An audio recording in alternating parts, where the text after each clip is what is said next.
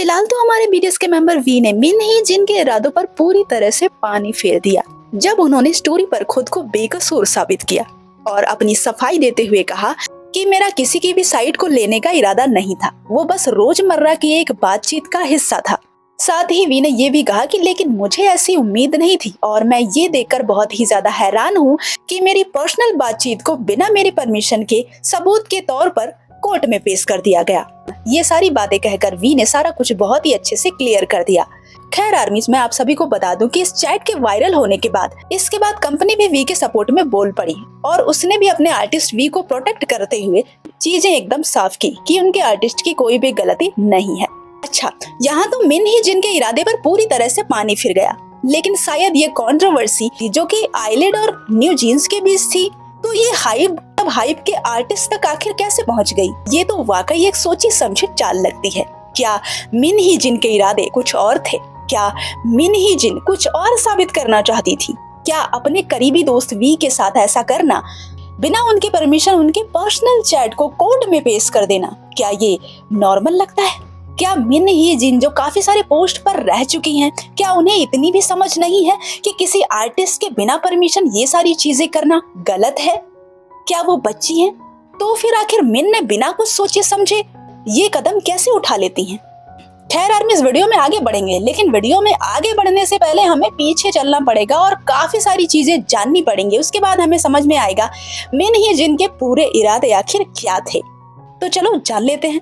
तो आपको हाइब और मिन ही जिन की पुरानी स्टोरी और उनके रिश्ते बताती हूँ, जो बहुत ही ज्यादा खराब है और आज से नहीं कई सालों से हाइब और मिन ही जिन के रिश्ते खराब होने के साथ साथ ही एक बड़ी कंट्रोवर्सी भी चल रही है। तो आर्मीज 2024 में न्यू जीन्स की क्रिएटिव डायरेक्टर मिन ही जिन और हाइब के बीच काफी बड़ा कॉर्पोरेट डिस्प्यूट हुआ था। ये केस मेनली मैनेजमेंट कंट्रोल और ट्रस्ट ब्रांच को लेकर था। आपको बता दें कि उस टाइम मिन ही जिन एडोर लेबल की सीईओ थी और वो बीटीएस की कंपनी का कंट्रोल अपने हाथ में लेना चाहती थी और इसी की प्लानिंग वो कर रही थी और कॉन्फिडेंशियल इंफॉर्मेशन मिसयूज कर रही थी। जब हाइब को शक होता है तो हाइब ने इस पर इन्वेस्टिगेशन शुरू कर दी थी और तब जाकर पता चलते हैं मिन ही जिन के ये गंदे इरादे। इसके बाद आर्मीज ये बातें कोर्ट तक पहुंच जाती हैं और जब ये बातें पब्लिक होती हैं और फिर मिन ही जिन प्रेस कॉन्फ्रेंस बुलाती हैं और प्रेस कॉन्फ्रेंस बुलाकर कहती हैं कि उन पर लगाए गए सारे एलिगेशंस बेफिजूल और बेबुनियाद हैं। हाइब अनफेयरली उन्हें टारगेट कर रहा है। इतना ही नहीं, मिन ही जिन ने क्रिएटिव इंडिपेंडेंस की भी बात उठाई। इसके बाद क्या होता है आपको बता दें कि मई 2024 में इस मामले पर पूरी तरह से कोर्ट मिन ही जिन का सपोर्ट करती है और हाइब को रोक देती है कि वो मिन ही जिन को बाहर ना करें। अब यहाँ पर आपके मन में एक सवाल जरूर आया होगा और वो ये है कि आखिर हाइब कोर्ट से ये क्यों कह रहा है कि मिन ही जिन को निकाल दो? क्या मिन ही जिन हाइब में जॉब करती थी या फिर किसी पोस्ट पर थी? तो इसका जवाब है नहीं, मिन ही जिन हाइब में किसी पोस्ट पर नहीं थी। दरअसल वो एडोर नाम के लेबल की सीईओ थी और एडोर हाइब की सब्सिडियरी मतलब एक सहायक कंपनी है। कह सकते हैं कि हाइब एडोर का मेजॉरिटी ओनर है, इसलिए मिन ही जिन के रिश्ते हाइब से थे। लेकिन इसके बाद हाइब ने आरोप ये लगाया कि फिर तो वो कंपनी को ही हथियाने के इरादे में आ गई और उनके पूरे इरादे सामने आ गए। तो इस वजह से हाइब ने कोर्ट से ऐसा कहा, लेकिन कोर्ट तो मिन ही जिन के साइड ही थी। साथ ही कोर्ट ने हाइब से ये भी कहा कि अभी तक जितने भी एविडेंस दिए गए हैं उससे क्लियर नहीं होता कि ये इलीगल एक्ट है। साथ ही कोर्ट ने ये भी कहा कि हाइब परमानेंटली गलत है, इसलिए पूरी तरह से मिन ही जिन को निकालने का प्रोसेस कोर्ट ने खारिज कर दिया। फिलहाल आर्मीज, यहाँ पर मैं आपको एक बात और बता दूं कि हाइब पर कोई क्रिमिनल चार्ज नहीं लगाया गया था, बस उन्हें ऑर्डर दिया गया कि मिन ही जिन को ना निकाले। लेकिन आर्मीज, ये लड़ाई अभी भी चल रही है और 2026 में एक बार फिर से अदालत के फैसले मिन ही जिन के साइड हो गए हैं और हाइब के खिलाफ जो मुकदमा सालों से चल रहा है उसमें अब एकदम से कोर्ट ने हाइब के दावों को खारिज कर दिया है और हाइब को आदेश किया गया है कि वो मिन ही जिन को 25.5 बिलियन वॉन यानी कि 17 करोड़ रुपए भुगतान करेंगे। 17 करोड़। तो आर्मीज, ये रही कंट्रोवर्सी जो कि कई सालों से अभी भी चल रही है। मतलब मिन ही जिन और हाइब के रिश्ते काफी पहले से खराब हैं और अभी भी बिल्कुल सही नहीं हुए थे। और उसके बाद क्या हुआ कि इसमें वी को भी घसीट दिया गया, जबकि कंट्रोवर्सी तो आईलिड और न्यू जीन्स की चल रही थी, हाइब से तो चल नहीं रही थी। तो आखिर यहाँ पर वी क्यों घुसाए गए? तो चलो अब आते हैं किम तेह्युंग पर।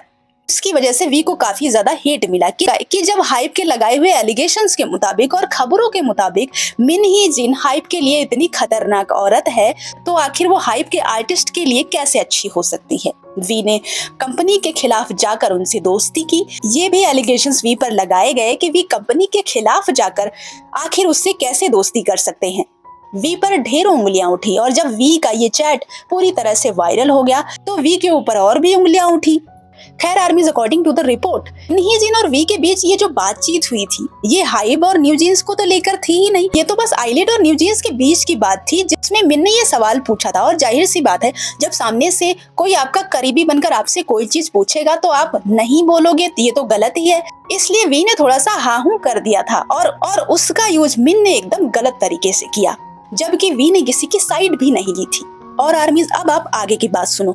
वो ये है कि हमारे वी, हम सभी जानते हैं कि वो इंट्रोवर्ट हैं और इस वजह से वो बहुत ही फ्रेंडली नेचर के हैं।